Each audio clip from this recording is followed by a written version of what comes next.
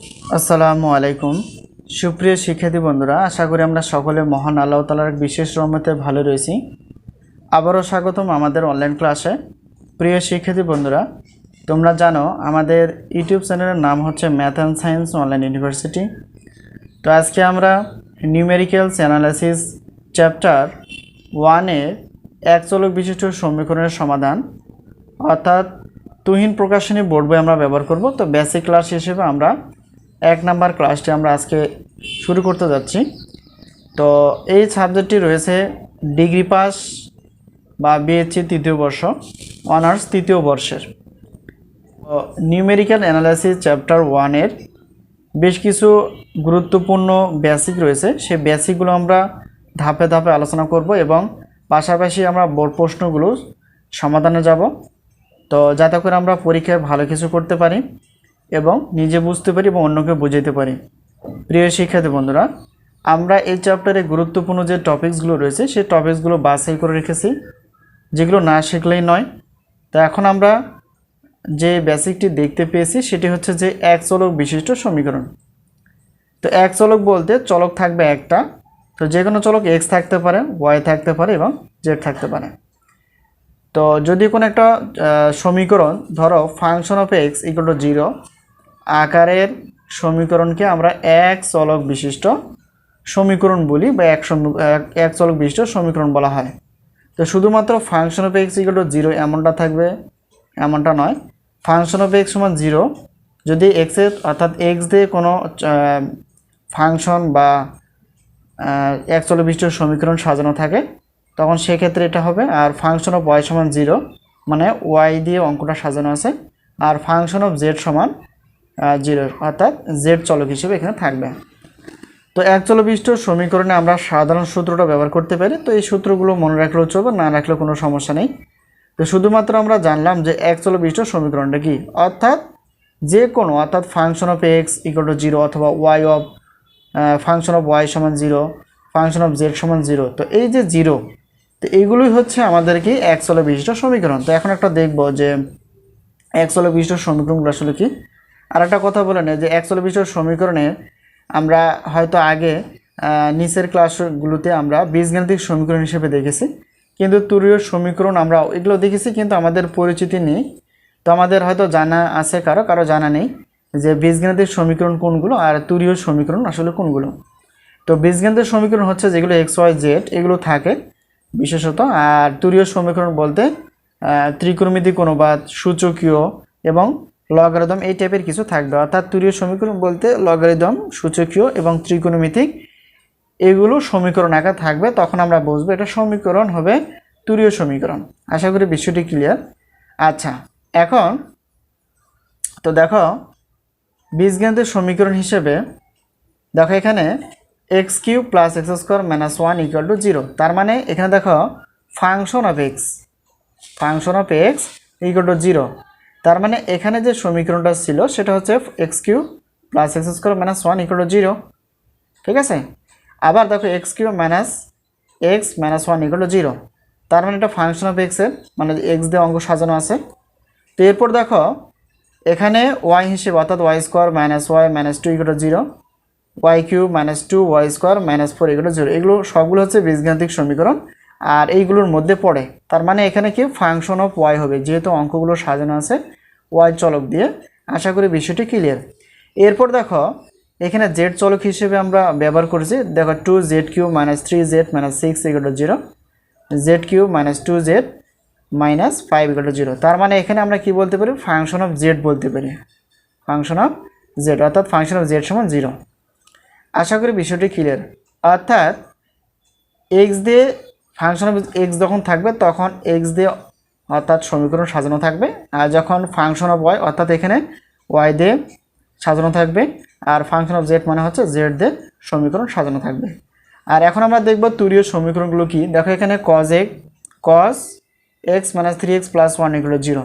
ঠিক আছে, এটা একটা ফাংশন এবং তার ইকুয়াল টু কি 0।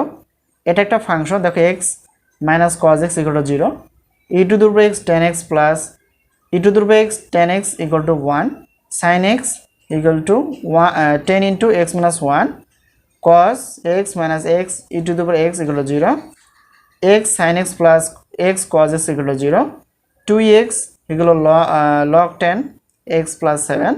অর্থাৎ আমরা এখানে লিখে রেখেছি যে লগারিদম থাকবে, সূচকীয় থাকবে এবং ত্রিকোণমিতিক অনুপাত যা থাকবে সেটাকে বলবো আমরা তুরীয় সমীকরণ। আশা করি বিষয়টি ক্লিয়ার। তো এর ফাঁকে একটু কথা বলে নেই, তো তোমরা যারা সাজেশন নিতে ইচ্ছুক, আমরা ম্যাথ ক্লাস করার পাশাপাশি সাজেশনও দিয়ে থাকি। আমাদের চ্যানেলের নাম তোমরা দেখতে পেয়েছো, math and science online university. সাজেশনের জন্য যোগাযোগ করতে পারো এই হোয়াটসঅ্যাপ নাম্বারের সঙ্গে।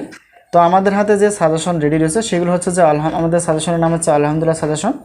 ডিগ্রি পাস দ্বিতীয় বর্ষ তৃতীয় বর্ষের আমাদের সাজেশন এগুলো রেডি রয়েছে। অর্থাৎ আমরা ক্লাস করার পাশাপাশি সাজেশন দিয়ে থাকি।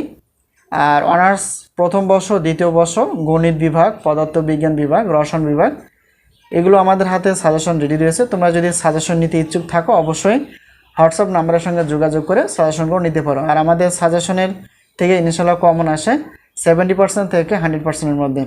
তো আমরা ইতিপূর্বে সাজেশন দিয়ে ফেলেছি অনেক ছাত্রছাত্রীদের মাঝে। তোমরা যদি সাজেশন নিতে চাও অবশ্যই যোগাযোগ করতে পারো, এই হলো বিষয়।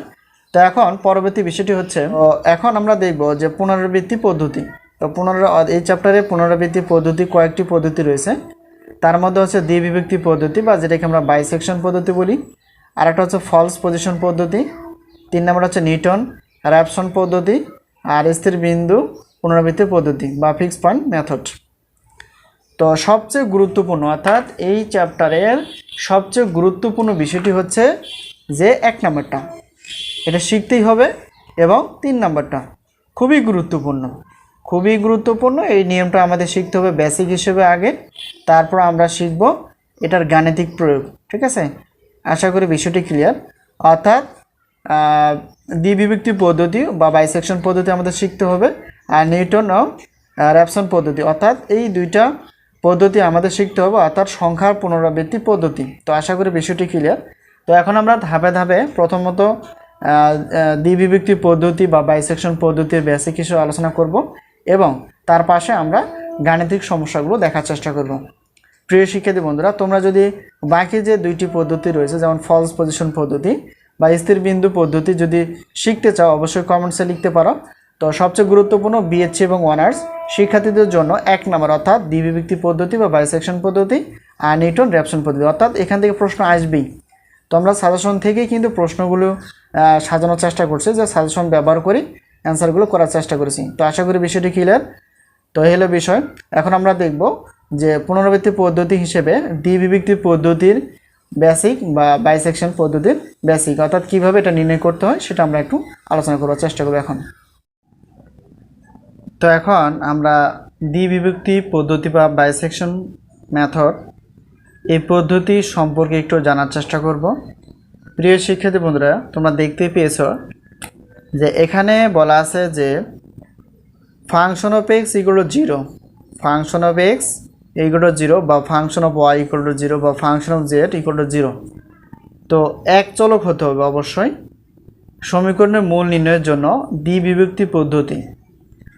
তো এখানে আমরা গ্রাফ হিসেবে কিছু ব্যবহার করার চেষ্টা করেছি, সেটি হচ্ছে দেখো এখানে কিছু কথা বলা আছে, যদি ফাংশন অফ এক্স অর্থাৎ এই জায়গাটা আমরা পুরো জায়গাটা হিসেবে, তো এটা যদি আমরা কি দেখো এখানে ও এবং এক্স অক্ষ বরাবর এবং ও এবং ওয়াই অক্ষ বরাবর, তো এই অক্ষ বরাবর আমরা যদি একটা ফাংশন কল্পনা করি তাহলে সেক্ষেত্রে এখানে যদি ফাংশন অফ এক্স অর্থাৎ এফ এক্স এক্স অর্থাৎ ফাংশন এবং এ ও বি এর মধ্যে অবিচ্ছিন্ন হয়, এ এবং বি অর্থাৎ এই দেখো এই ফাংশনটা অর্থাৎ পুরো ফাংশনটার মধ্যে যদি এখানে এ এবং বি যেটা অবিচ্ছিন্ন হয়, অবিচ্ছিন্ন মানে হচ্ছে যে মানে এটা যেরকম এটাও সেরকম হবে, অর্থাৎ এখানে যদি উপর দিকে যেমনটা হবে নিচের দিকেও তেমনটা হবে, অর্থাৎ অবিচ্ছিন্ন মানে আলাদা হবে না। অর্থাৎ আমরা যদি বলি বিচ্ছিন্ন আর অবিচ্ছিন্ন কোনটা, দেখো এটা হচ্ছে কি একটা ফাংশন যদি হয় তাহলে সেক্ষেত্রে আমরা যদি বলি বিচ্ছিন্ন বলতে আলাদা বোঝায়, যেমন এখানে একটা কি যেরকম একটা আলাদা, ঠিক আছে। আর যখন আমরা লেগে দিব একটা ফাংশন সেটা হবে কি অবিচ্ছিন্ন মানে বিচ্ছিন্ন নয়। এবং তো সেক্ষেত্রে function of a dot function of b less than 0, এটার মানে হচ্ছে যে এখানে ফাংশন অফ এর যে মানটা হবে আর ফাংশন অফ বির যে মানটা হবে সেই মানটা অবশ্যই গুণ করলে 0 থেকে ছোট হবে, তবে অন্তত একটি মূল হবে, অর্থাৎ একটা মূল বা মান পাওয়া যাবে। তো এ ও বি এর মধ্যে অবস্থান করবে আর কি। তো এখানে আমরা যে সূত্রটা জানি অর্থাৎ বাইসেকশন মেথডে, সেটা হচ্ছে x not equal to a plus b by 2। এটা হচ্ছে প্রথম আসন্ন মান নির্ণয় করার জন্য সূত্র। এই সূত্রটা মুখস্থ রাখবা। আর এখানে একটু বর্ণনা না জানলে নয়, সেটা হচ্ছে এক্স নট বলতে কী বোঝায়। এক্স নট বলতে হচ্ছে প্রথম আসন্ন মান, আর এতে এ যেটা মানে মান নির্দেশ করে, যদি মাইনাস হয় কোনো একটা ফাংশনের মান যদি মাইনাস হয় তাহলে বুঝতে হবে সেটা হবে এর মান, আর কোনো একটা ফাংশনের মান যদি প্লাস আসে তাহলে বুঝতে হবে সেটা বির মান। এই জায়গাটা মনে রাখলেই চলবে। আশা করি বিষয়টি ক্লিয়ার। তাহলে আমাদের সূত্রটা হচ্ছে প্রথম আসন্ন মান নির্ণয় করার জন্য x not equal to a plus b by 2। তো এখানে এ বলতে বুঝে কোনো একটা ফাংশনের মান যদি মাইনাস আসে তাহলে বুঝতে হবে এটা এর মান, আর কোনো একটা ফাংশনের মান যদি প্লাস আসে তাহলে সেটা বুঝতে হবে বির মান। এতটুকু মনে রাখলে চলবে। তো এখন আমরা গ্রাফটা একটু বোঝার চেষ্টা করি, সেটা একটু খেয়াল করো। দেখো, ও থেকে এক্স অক্ষ বরাবর এবং ওয়াই অক্ষ বরাবর যদি একটা ফাংশন হয়ে থাকে তাহলে এ হচ্ছে একটা মান এবং বি একটা মান। তো এর জন্য ফাংশন অফ এ অর্থাৎ এ যে মানটা থাকবে, ফাংশন অফ এ মান যখন আনবো তখন মানটা আসবে মাইনাস, ঠিক আছে। আর এখানে দেখো, যখন কি ফাংশন অফ, ধরো এখানে বি যখন একটা মান থাকবে প্লাস, অর্থাৎ বির যে মানটা থাকবে সেটা তো অবশ্যই প্লাস হবে, আর প্লাস মান আসলে আমরা কি লিখতে পারি, অর্থাৎ বির মান। ঠিক আছে, আশা করি বিষয়টি ক্লিয়ার এই পর্যন্ত। আর এই হলো বিষয়। এটা হলো কি এক্স নোট যেখানে দেওয়া আছে, তাহলে বুঝতে হবে এটা যে প্রথম আসন্ন মান নির্ণয়ের, আর এক্স ওয়ান হচ্ছে দ্বিতীয় আসন্ন মান এবং এক্স টু হচ্ছে তৃতীয় আসন্ন মান। এক্স নট হচ্ছে প্রথম আসন্ন মান, এক্স ওয়ান হচ্ছে দ্বিতীয় আসন্ন মান এবং এক্স টু হচ্ছে তৃতীয় আসন্ন মান। তার মানে এক্স ওয়ানের যে মানটা আমি পাবো সেই মানটাকে আমরা যদি ফাংশন অফ এক্স করি তাহলে সেক্ষেত্রে একটা মান পাওয়া যাবে, সেই মানটা হতে পারে প্লাস অথবা মাইনাস, সেম একই কাজ। অর্থাৎ দেখো এখানে যেহেতু এক্স টু, তাহলে তৃতীয় আসন্ন মান, যখন এই মানটা পাওয়া যাবে সেই মানটাকে যদি আমরা ফাংশন অর্থাৎ যে প্রদত্ত সমীকরণ যদি বসিয়ে দিই তাহলে সেক্ষেত্রে মানটা একটা হয় প্লাস আসবে অথবা মাইনাস আসবে। আশা করি বিষয়টি ক্লিয়ার। তো এখন এইটা একটু বর্ণনা লিখতে হবে আর কি। এটা তো আমরা জানি যে এটা হলো বিএসসি বা ডিগ্রি ফার্স্ট তৃতীয় বর্ষে 2017 সালে প্রশ্নটি এসেছিল, আর অনার্সের ক্ষেত্রে তৃতীয় বর্ষে 17 সাল এবং 2019 সালে প্রশ্নটি এসেছিল। খুবই গুরুত্বপূর্ণ, যেহেতু জ্যামিতি কোয়ালিটি সেভাবে একটু বুঝে বুঝে পড়লেই হয়। তো মনে করি ওই যে কথাগুলো লিখলাম সেটা এখানে লিখব, যে মনে করি এই যে এখানে ফাংশন অফ, দেখুন ফাংশন অফ এ এবং ফাংশন অফ বি, এটা কি বলছে, এর মানটা অবশ্যই হতে হবে কি এটার গুণফল, এটাকে মান বসা। অর্থাৎ ধরো এখানে -1 আসছে, একটা -1, অর্থাৎ ফাংশন অফ এর মানটা হচ্ছে -1, আর একটা মান হচ্ছে কি এখানে ধরো এখানে 4 আসছে। তো দুইটা মান যদি গুণ করে দিই তাহলে কী হবে, অর্থাৎ প্লাস মাইনাস মাইনাস 4 × 4 অর্থাৎ 4, তাহলে লেস দেন কত 0। তার মানে এখানে অবশ্যই 0 থেকে এই মানটা কী হতে হবে, ছোট হতে হবে, এই জিনিসটা এখানে নির্দেশ করে। তাহলে সেক্ষেত্রে প্রথম আসন্ন মানের সূত্রটি হবে x not equal to a plus b by 2, অর্থাৎ এই যে এখানে এর মান এবং এ বির মানের দুইটার ভাগফল। আচ্ছা, এখানে কিছু শর্ত আছে, শর্তগুলো একটু মনে রাখবা, যে function of x not equal 0 আর একটা হচ্ছে function of x not equal to 0। তাহলে এখানে কি, তো প্রথম যে শর্তটি দেওয়া আছে সেটা হচ্ছে যে function of x not equal 0 হলে এক্স নট একটি ফাংশন অফ এক্সের মূল হবে, আর যখন এই যে এরকম আসবে অর্থাৎ এক্স অর্থাৎ প্রথম ক্রম বা প্রথম আসন্ন মান নির্ণয়ের জন্য যদি ফলাফল 0 হয় তাহলে সেই ক্ষেত্রে এই সমাধান প্রক্রিয়াটা খুব তাড়াতাড়ি শেষ হয়ে যাবে। আর যদি এরকম হয় যে function of x not equal to 0 হয় তাহলে মূলটি অর্থাৎ প্রথমটা হবে কি, তাহলে আমি আগেই বলছিলাম যে যখন প্লাস মান আসে তখন বি, আর যখন মাইনাস মান আসে তখন হচ্ছে এ। তাহলে দেখো তখন দুইটা মান আসে, সেটা হচ্ছে কি এক্স নট ও বি অথবা এক্স নট ও এ। তাহলে এদের মধ্যে অবস্থিত অর্থাৎ মানগুলোর মধ্যে অবস্থিত হবে। তাহলে সেক্ষেত্রে কি যখন প্লাস আসবে তখন কি, অর্থাৎ আমরা এই সূত্রটা লিখতে পারবো বা এই শর্তটা লিখতে পারবো, function of x not dot function of b less than 0। তার মানে এখানে এই এক্স নট এবং বির মান যেহেতু প্লাস আসবে সেই মানটাকে গুণ করলে অবশ্যই কি 0 থেকে ছোট হতে হবে। সেম একই কাজ অথবা হিসেবে যে function of x not dot function of A equal to, তার মানে এর মানটা হচ্ছে মাইনাস, তো এখানে ক্যালকুলেশন করলো আমার কি মানটা 0 থেকে ছোট হতে হবে।